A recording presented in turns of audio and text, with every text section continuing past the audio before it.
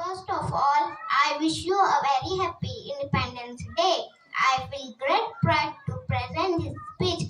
This day is most important day for all of us because on this day in 1947 we got independence from the British rule. Friends, our great freedom fighters like Mahatma Gandhi, Pandit Nehru, Lokmanya Tilak, Lala Lajpat Rai, Bhagat Singh, Subhash Chandra Bose, Rani Lakshmi Bai, and many others devoted their entire life for the independence of our country.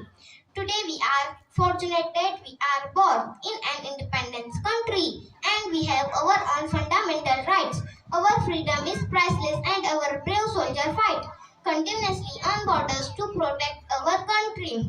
On this day, the Prime Minister hoists the national flag over the Red Fort in Delhi. He then addresses the people of India.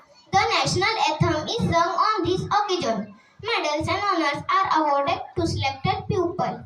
Friends, we all know that no nation is perfect. It needs to be made perfect. So it is our responsibility to sincerely perform our duty and progress together for the growth and development of our country. Surely the day is not for when our country will be strong and powerful in every field. Thank you. Jai Hind, Jai Bharat.